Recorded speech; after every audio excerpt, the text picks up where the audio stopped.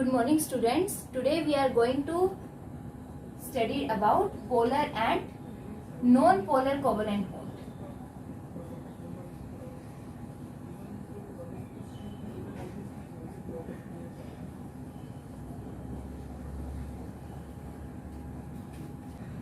Now if you remember, this topic we already discussed in our third unit. ठीक है, that is periodicity of elements. अब उसमें हमने electronegativity का topic किया था. इलेक्ट्रोनेगेटिविटी की एग्जाम जो एप्लीकेशंस थी, एप्लीकेशन में हमने स्टडी किया था about polar and non polar covalent bond. तो यहाँ पे ये हम ब्रीफ में ही करेंगे. सो first is what do you mean by polar covalent bond. Covalent bond आपने पढ़ी रखे हैं. What do you mean by covalent bond? Covalent bond is formed between the two atoms by the sharing of their electron pair to complete their octet. ठीक है, दो elements like nitrogen के या oxygen के केस में अगर हम देखते हैं तो two oxygen atom contain 6 electron and both these oxygen atom require 2 electron to complete their octet. तो अपना ऑक्टेट कंप्लीट करने के लिए दोनों अपने दो इलेक्ट्रॉन शेयर करके डबल कोवलेंट बॉन्ड की फॉर्मेशन करेंगे. ठीक है, अब इलेक्ट्रॉन पेयर की शेयरिंग किन एलिमेंट्स के बीच में हो रही है? उन एटम्स की इलेक्ट्रॉन नेगेटिविटी के बेस पे. Further covalent bond are of two type, polar covalent bond and non polar covalent bond. So first is polar covalent bond. If electron pair is shared between two atoms having different electronegativity value. ठीक है,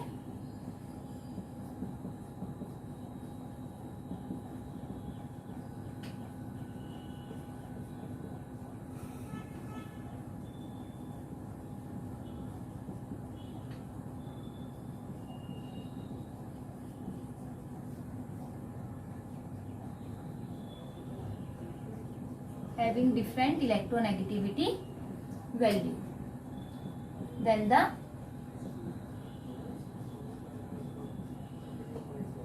covalent bond formed is known as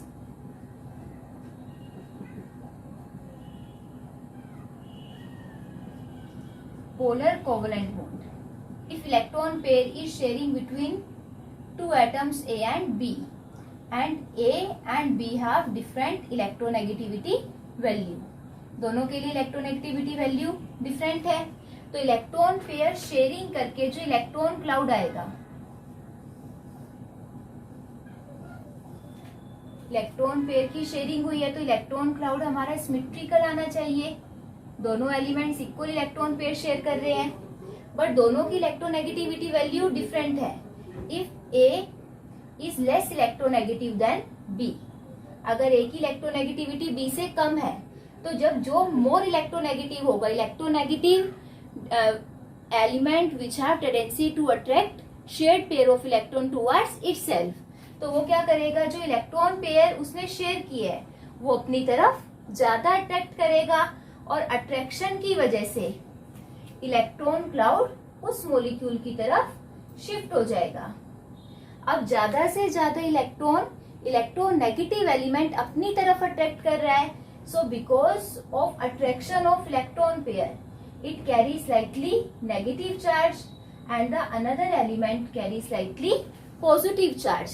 electronegativity difference की वजह से जो electron cloud है it become unsymmetrical है और उसमें दो पोल्स क्रिएट हो जाएंगे, पॉजिटिव एंड नेगेटिव पोल. ठीक है, and this type of bond formed is known as polar covalent bond. Clear है ये?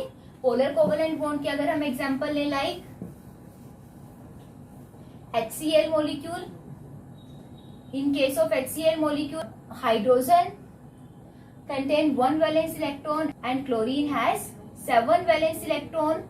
So both the atoms share 1 electron pair and form a covalent bond. But out of hydrogen and chlorine, we know that chlorine has more electronegative value than hydrogen. Chlorine की electronegativity ज्यादा होने की वजह से chlorine electron pair अपनी तरफ attract करेगा and it carry slightly negative charge and hydrogen carry slightly positive charge. This type of molecule is known as polar molecule. And another example like water. Water में there is bond between oxygen and two hydrogen atom, and according to Vesper theory it contain two bond pair, two lone pair. ठीक है. Now we know that out of oxygen and hydrogen has less electronegativity value. तो दोनों hydrogen के comparison में oxygen electronegative है, तो oxygen क्या करेगा, इलेक्ट्रॉन पेयर अपनी तरफ अट्रैक्ट करेगा. तो वो फर्स्ट हाइड्रोजन से भी इलेक्ट्रॉन पेयर अट्रैक्ट करेगा और सेकंड हाइड्रोजन के इलेक्ट्रॉन पेयर भी अपनी तरफ अट्रैक्ट करेगा. तो दोनों हाइड्रोजन पे स्लाइटली पॉजिटिव चार्ज. अब यहाँ पे +2 डेल्टा चार्ज आया है, तो ऑक्सीजन पे आ जाएगा -2 delta. Oxygen carry slightly negative charge. So water is an example of polar molecule. Similarly, next covalent bond is non-polar covalent bond. Non-polar covalent bond, if a covalent bond is formed between the two atoms having same electronegativity value, ठीक है, और a bond is formed between two similar atoms, ठीक है, अगर दोनों ही element same है, like AA molecule, अगर दोनों सेम एटम्स के बीच में बॉन्ड बना है तो दोनों की इलेक्ट्रोनेगेटिविटी वैल्यू सेम होगी, then the bond is known as non polar covalent bond. O2 molecule, in case of O2 molecule both the oxygen atoms share 2 electron pair and form double covalent bond. But यहाँ पे दोनों ही same atoms है, same atom है, दोनों की electronegativity value same होगी, they have same electronegativity value. तो जो इलेक्ट्रॉन क्लाउड है, इलेक्ट्रॉन क्लाउड इस केस में सिमेट्रिकल क्लाउड बनेगा, have equal tendency to attract the shared pair of electron. ठीक है, जितना फर्स्ट ऑक्सीजन इलेक्ट्रॉन पेयर को अपनी तरफ अट्रैक्ट करने की टेंडेंसी रखता है, उतना ही सेकेंड ऑक्सीजन इलेक्ट्रॉन पेयर को अपनी तरफ अट्रैक्ट करने की टेंडेंसी रखेगा. तो इलेक्ट्रॉन क्लाउड सिमिलर रहेगा, दोनों इक्वली इलेक्ट्रॉन पेयर को अपनी तरफ अट्रैक्ट कर रहे हैं, सो दो कैरी नो चार्ज. ठीक है, इसमें कोई भी चार्ज फॉर्मेशन क्रिएट नहीं होगी. So this type of molecules are known as non polar covalent molecule.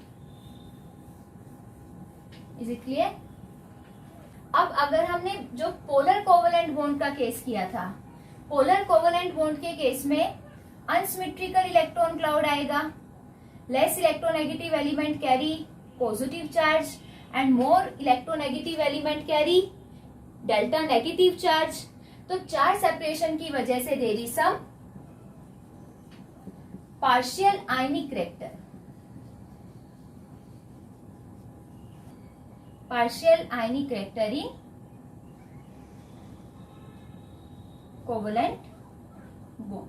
Covalent molecule. ठीक है, जो पोलर मॉलिक्यूल्स हैं उनमें कुछ ना कुछ आयनिक करेक्टर आ जाएगा बिकॉज ऑफ इलेक्ट्रोनेगेटिविटी डिफरेंस. तो ये भी हमने इलेक्ट्रोनेगेटिविटी की एप्लीकेशन में वहां पे डिटेल में डिस्कस किया था कि if electronegativity difference between the two elements is 1.9. ठीक है, अगर दो एटम्स के बीच में इलेक्ट्रोनेगेटिविटी डिफरेंस 1.9 है, then there is 50% ionic character and 50% covalent character. ठीक है, 50-50% रहेगा character if electronegativity difference is greater than 1.9. अगर greater than 1.9 है तो ionic character become greater than 50%. ionic character ज्यादा हो जाएगा तो उस केस में जो molecule है, molecule को हम कहेंगे that molecule is a ionic molecule. If electronegativity difference is less than 1.9, ionic character become less than 50%, covalent character become greater than 50%. ठीक है, when अगर electronegativity difference 1.9 से less है, then we say that our molecule is a covalent molecule. ठीक है, तो compound whether the compound is covalent or ionic depend upon their electronegativity difference. Clear है? Similarly अब जैसे हमने कहा कि कोवेलेंट मॉलिक्यूल में there is partial ionic character because of electronegativity difference between the two atoms. So similarly, in case of ionic compounds, there is also partial covalent character. ठीक है, ionic compound भी purely 100% आयनिक character नहीं रखेंगे.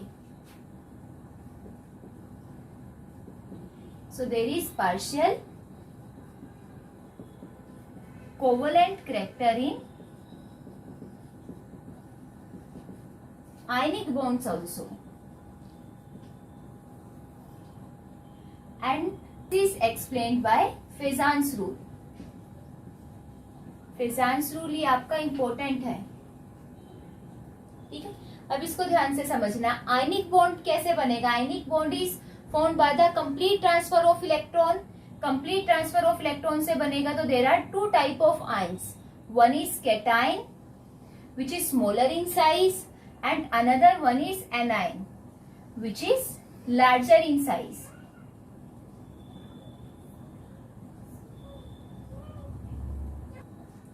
अब देखो, ions के last valence shell में भी इलेक्ट्रॉन्स प्रेजेंट होंगे, कैटाइंस के पास भी इलेक्ट्रॉन प्रेजेंट होंगे. अब कैटाइन का साइज स्मॉल है, स्मॉल साइज है, तो कैटाइन का जो न्यूक्लियस है वो अपनी वैलेंस शेल के इलेक्ट्रॉन को इजिली अपनी तरफ अट्रैक्ट कर पाएगा. एनाइन का साइज लार्ज है, जितना लार्ज साइज होगा न्यूक्लियस और इलेक्ट्रॉन के बीच में अट्रैक्शन कम होगी. तो एनाइन का साइज लार्ज होने की वजह से एनाइन के जो इलेक्ट्रॉन है वो उसके न्यूक्लियस के साथ लेस अट्रैक्टेड होंगे. ठीक है, because of its large size. अब इलेक्ट्रॉन कंटिन्यूसली अपने ऑर्बिट में मूव करेंगे, तो जैसे जैसे मूव करते हुए कैटाइन के न्यूक्लियस के पास आएंगे, कैटाइन का न्यूक्लियस एनाइन के इलेक्ट्रॉन को अपनी तरफ अट्रैक्ट करेगा, क्योंकि एनाइन के इलेक्ट्रॉन और न्यूक्लियस के बीच में डिस्टेंस ज्यादा होने की वजह से वहां पे अट्रैक्शन कम है. ठीक है, तो न्यूक्लियस अपने एनाइन का न्यूक्लियस अपने इलेक्ट्रॉन को अट्रैक्ट नहीं कर पा रहा, तो एनाइन के इलेक्ट्रॉन इजिली कैटाइन की तरफ अट्रैक्ट होंगे, और अट्रैक्शन की वजह से the electron cloud become distorted. ठीक, तो जैसे जैसे कैटाइन का न्यूक्लियस एनाइन के इलेक्ट्रॉन्स को अपनी तरफ अट्रैक्ट करेगा, जो एनाइन का इलेक्ट्रॉन क्लाउड है वो डिस्टोर्टेड हो जाएगा.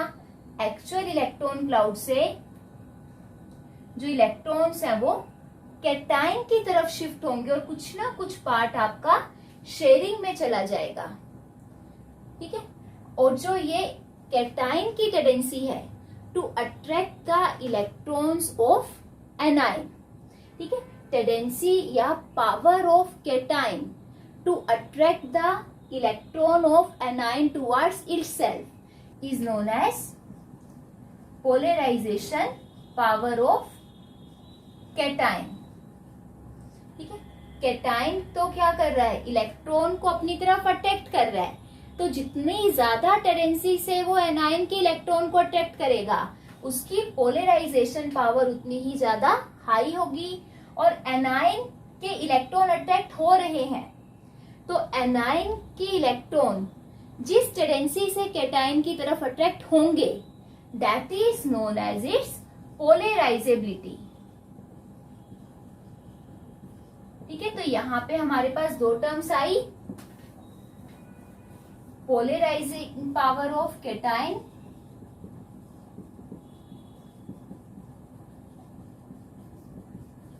पोलराइजिंग पावर ऑफ कैटाइन क्या होगी? Polarizing power of cation is the tendency of cation to attract the electrons of anion towards itself.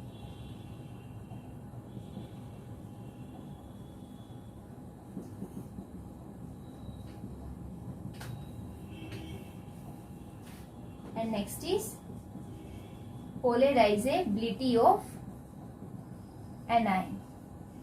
What do you mean by polarizability of anion? Tendency of anion to get polarized towards cation is known as its polarizability. तो cation की polarising power जितनी ज्यादा high होगी और A9 की polarisability जितनी ज्यादा high होगी उतना ही ज्यादा कोवलेंट कैरेक्टर प्रेजेंट होगा आयनिक बॉन्ड में. Is it clear? And this is known as Fajans rule. And the percentage of covalent character depend upon the following factors, that is small size of cation,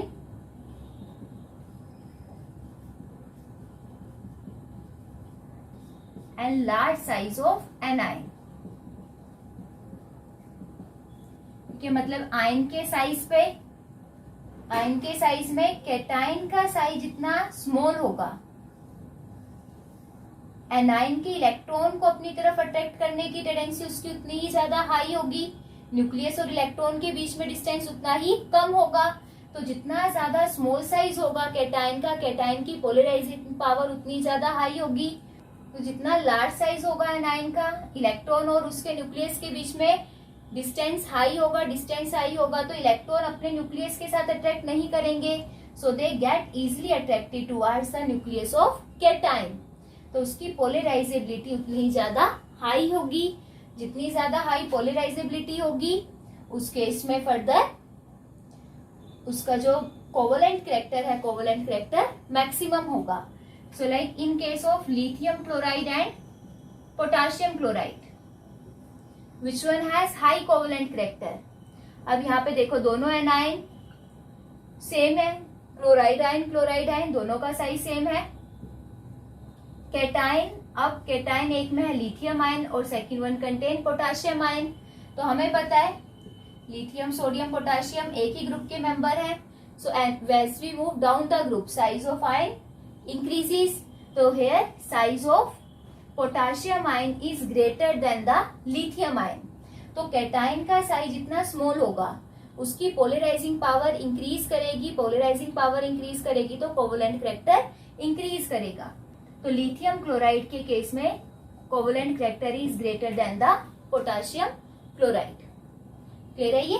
और अगर आपको strength calculate करनी है कि which one is more stronger, तो हमें पता है आयनिक बॉन्ड के केस में there is electrostatic forces of attraction between two opposite ion, and in covalent bond there is just sharing of electron pair. So electrostatic forces of attraction is more stronger than covalent bond. Ionic bond is more stronger than covalent bond. तो जहां पे ionic bond की formation हो रही है, that compound is more stronger as comparison to the covalent compound. Clear है? जितना ज्यादा आयनिक कैरेक्टर होगा उतनी ज्यादा स्ट्रेंथ होगी. सिमिलरली अगर हम लिथियम फ्लोराइड और लिथियम आयोडाइड के केस में करें, which one has greater ionic character? Ionic character अब किसका ज्यादा होगा? यहाँ पे देखो केटाइन का साइज दोनों में सेम है, एनाइन के साइज में डिफरेंस आया है, फ्लोराइड आयन और आयोडाइड आयन. एनाइन का साइज जितना लार्ज होगा उस केस में उसकी पोलराइजेबिलिटी हाई होगी तो फर्दर कोवलेंट कैरेक्टर इंक्रीज करेगा. तो आयनिक कैरेक्टर लिथियम फ्लोराइड का हाई है. यहाँ पे जो आयनिक परसेंटेज है वो लिथियम फ्लोराइड में ज्यादा होगी. तो विच one is more stronger out of lithium fluoride and lithium iodide? Lithium fluoride is more stronger. Is it clear? Next is second factor, charge on ion. अब हमें पता है केटाइन पे जितना ज्यादा चार्ज प्रेजेंट होगा,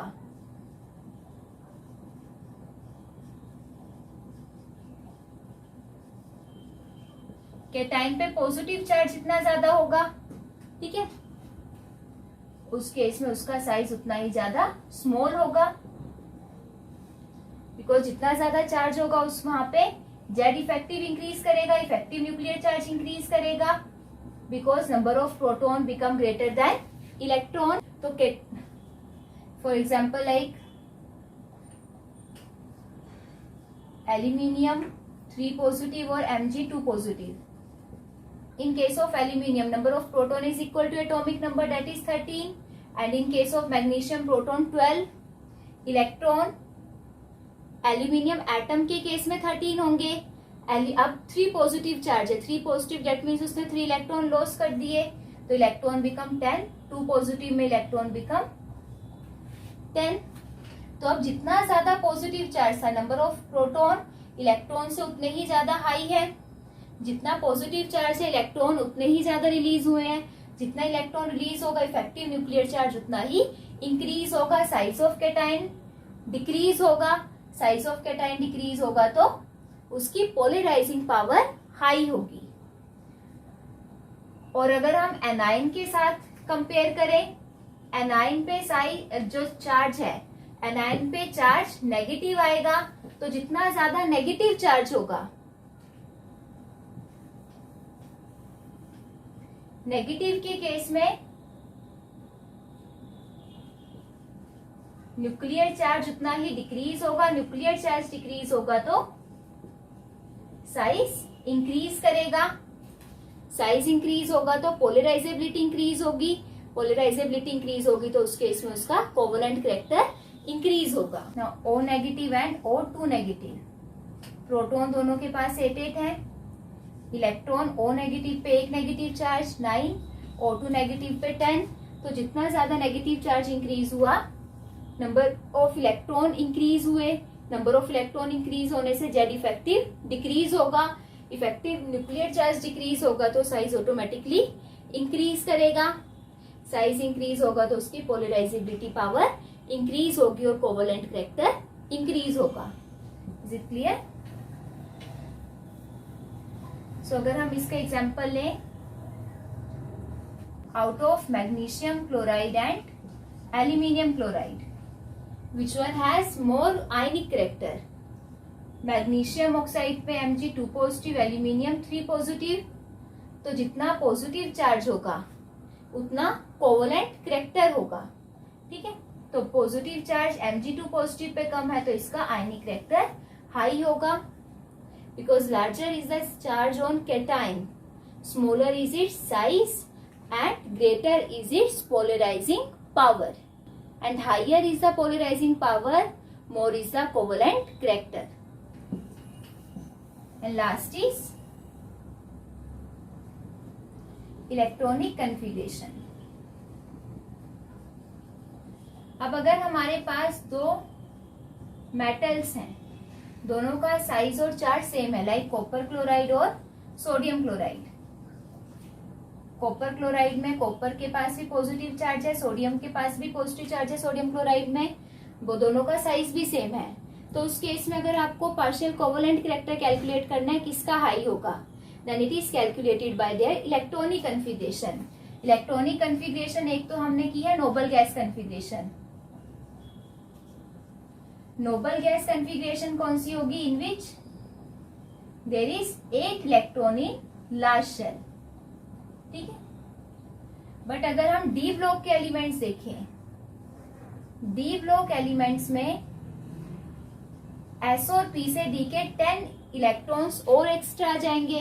तो in case of D block element there is 18 electron in large shell. ठीक है, वहां पे 8 इलेक्ट्रॉन की बजाय 18 इलेक्ट्रॉन्स होंगे और इनकी जो इलेक्ट्रॉनिक कन्फिगरेशन को हम कहेंगे that is pseudo Nobel gas configuration.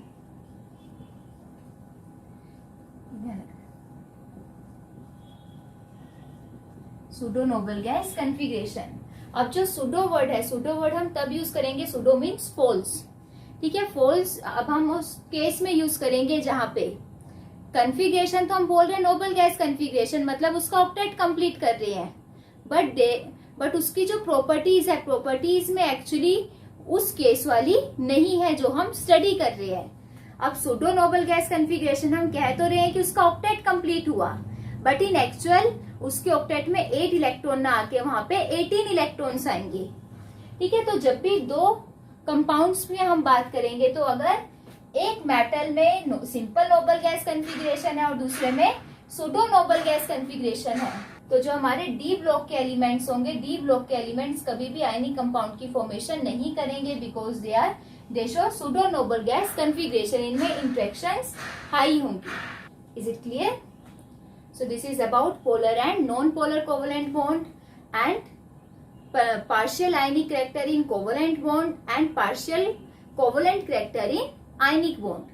ठीक है, फेजान रूल जो हमने यहाँ पे किया, that is most important. Thank you and have a nice day.